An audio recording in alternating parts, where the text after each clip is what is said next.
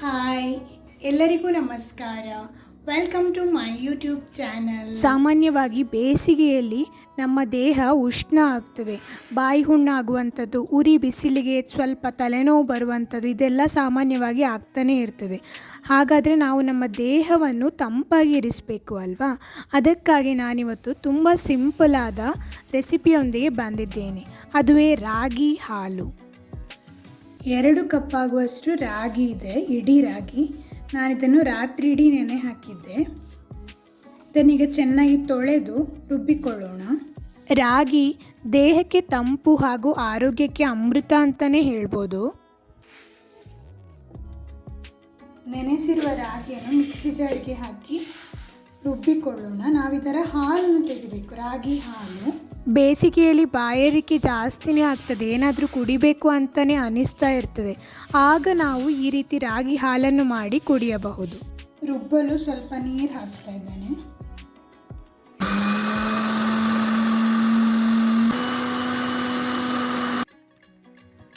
ಇನ್ನು ಸ್ವಲ್ಪ ನೀರು ಹಾಕಿ ನುಣ್ಣಗೆ ರುಬ್ಬಿಕೊಳ್ಳೋಣ.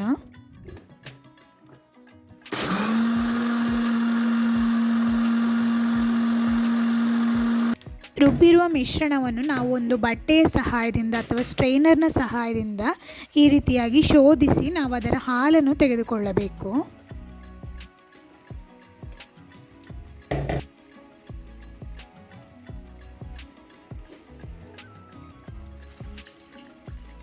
ರಾಗಿ ತುಂಬ ತಂಪು, ಆರೋಗ್ಯಕ್ಕಂತೂ ತುಂಬ ಒಳ್ಳೆಯದು.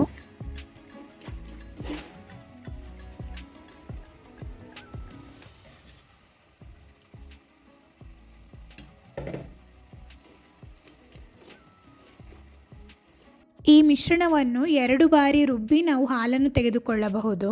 ನಾವು ಹೇಗೆ ತೆಂಗಿನಕಾಯಿಯ ಹಾಲನ್ನು ತೆಗಿತೇವಲ್ವ, ಅದೇ ತರಹ. ಕೊನೆಯಲ್ಲಿ ನಾನು ಈ ರೀತಿ ಕೈಯಲ್ಲಿ ಹಿಂಡಿ ಹಾಲನ್ನು ತೆಗಿತಾ ಇದ್ದೇನೆ. ರಾಗಿ ಹಾಲು ರೆಡಿಯಾಗಿದೆ. ರಾಗಿ ಹಾಲಿಗೆ ಬೆಲ್ಲವನ್ನು ಹಾಕಿ ಕುಡಿದರೆ ತುಂಬ ಒಳ್ಳೆಯದು. ಬೇಸಿಗೆಯಲ್ಲಂತೂ ಭಾರಿ ಒಳ್ಳೆಯದು. ಇಷ್ಟು ರಾಗಿ ಹಾಲು ಸಿಕ್ಕಿದೆ. ಸಾಧಾರಣ ಒಂದು 3 ಕಪ್ ಆಗುವಷ್ಟು ಇದೆ ಇದರಲ್ಲಿ. ಈ ರೀತಿ ನಾವು ರಾಗಿ ಹಾಲನ್ನು ಮಾಡಿ ಫ್ರಿಜ್ನಲ್ಲಿ ಕೂಡ ಇಡಬಹುದು.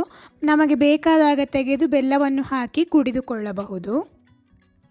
ಕನ್ಸಿಸ್ಟೆನ್ಸಿ ನೋಡಿಕೊಳ್ಳಿ, ಬೇಕಿದ್ದಲ್ಲಿ ಸ್ವಲ್ಪ ನೀರು ಕೂಡ ಸೇರಿಸಿಕೊಳ್ಳಬಹುದು. ನಾನೀಗ 1 ಕಪ್ ರಾಗಿ ಹಾಲನ್ನು ಮಾಡ್ತಾ ಇದ್ದೇನೆ. 1 ಕಪ್ ರಾಗಿ ಹಾಲಿಗೆ 2 ಟೇಬಲ್ ಸ್ಪೂನ್ ಆಗುವಷ್ಟು ಬೆಲ್ಲವನ್ನು ಹಾಕಿ ಚೆನ್ನಾಗಿ ಮಿಕ್ಸ್ ಮಾಡಿ ಅದನ್ನು ಸವಿತಾ ಇದ್ದೇನೆ. ತುಂಬ ರುಚಿಯಾಗಿತ್ತು. ನೀವು ಒಮ್ಮೆ ಟ್ರೈ ಮಾಡಿ ನೋಡಿ. ದೇಹಕ್ಕೆ ಅಂತೂ ತುಂಬ ಒಳ್ಳೆಯದಿದು. ಬೇಸಿಗೆಯಲ್ಲಂತೂ ದೇಹವನ್ನು ತಂಪಾಗಿರಿಸುತ್ತದೆ. ನೀವು ಟ್ರೈ ಮಾಡಿ. ತಂಪಾದ ಪಾನೀಯ ಇದು. ಬೆಲ್ಲ ಎಲ್ಲ ಚೆನ್ನಾಗಿ ಕರಗಿದ ನಂತರ ನಾವಿದನ್ನು ಸೇವಿಸಿಕೊಳ್ಳಬಹುದು.